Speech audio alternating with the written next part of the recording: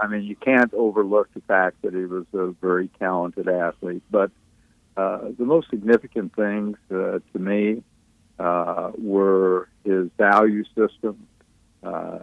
His intrinsic values were very significant in his life, for his family, and for all the people that he touched. You know, he was awfully good with young people. And, you know, they obviously flocked to Darren because of his football capability, but he was about values and being a good person with young people. And he always promoted, you know, a strong value system of responsibility and all the intrinsic values that we know of Darren. So he's a special person in that respect. I remember Darren as you know, a young guy coming out of high school who had done so very well, but nobody was interested in Darren. I say nobody. Very few schools were interested, Division I schools, because of his size. And as I've said so many times, you know, size wasn't on the checkoff list for us, regardless of what the position was. And I admired, you know, the kind of person that he was. And it was mentioned just a moment ago. I mean, he's a young guy that really, you know, he doesn't act the part. You know, he plays the part. He is the part. He is what we all say about him. You know, he's a special young guy. He cares about people.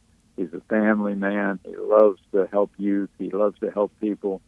He's his humility, you know, goes far beyond the norm in college or NFL football. And, you know, when you visit with Darren and you want to ask him about, you know, a variety of different records that he holds or statistics as accumulated, and the first thing he'll do is give credit, and it's not that false credit to others. It's his belief, and he has that strong belief in how other people, you know, helped him along the way, how his offensive linemen protected him, etc. I think the other thing, you know, from a football standpoint, what caught my eye about Darren was how he utilized his size to his advantage. I mean, you know, here's you know, whatever he is, 5'5" or so, and you know, he's playing in a major conference with where, you know, where every offensive lineman is whatever they are, 6'6" and, you know, 300 pounds. And he was great at being able to hide behind offensive linemen. You know, if you were a defender, you know, you couldn't find him until it was too late. You know, and so you kind of get flat-footed trying to find him, and then all of a sudden he's by you. He used that skill, you know, immensely well. But as capable as he was, and to give you an idea how hard a worker that he was and how committed he was to trying to be the best person, the best player, the best teammate, as well as trying to be the best student that he could be. He made, you know, just virtually every single effort, you know, that he could to excel in all of those areas. And when he got into the NFL, the interest in him was initially, when he was drafted, or when he went in the NFL, the interest initially was as a return man.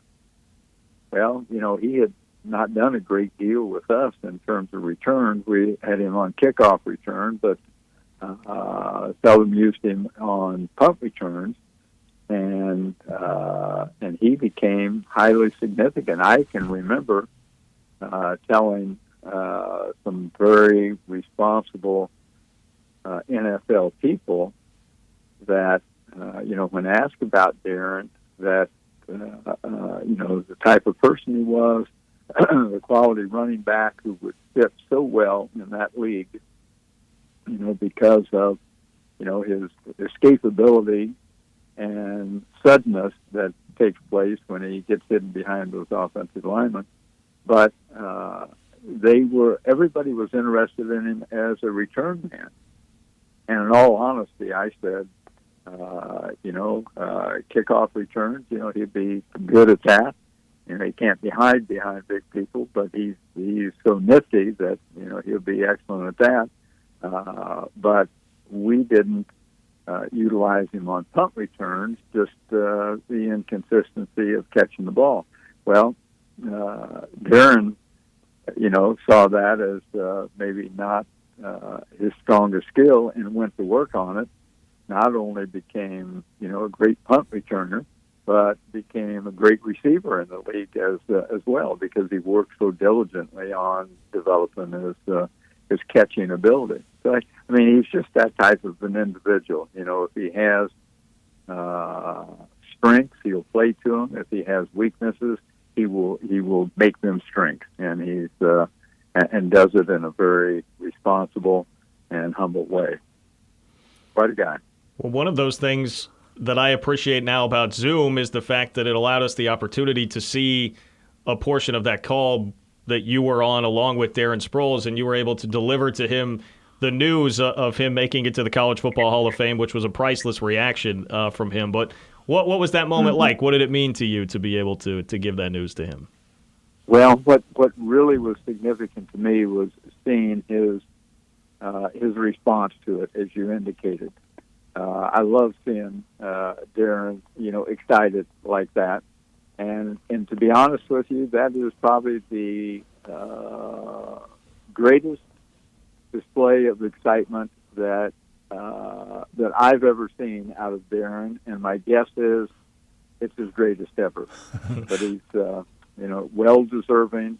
It was an honor to be able to extend the information to him before it was out in the public, and I'm so happy for him, happy for his wife, and certainly happy for his father, Larry, who's been so supportive of him, and especially happy for his mother in heaven, who passed away a number of years ago. Darren has been an amazing family man, and that was a very difficult time for him. But I know she's responding to this in a very, very favorable way.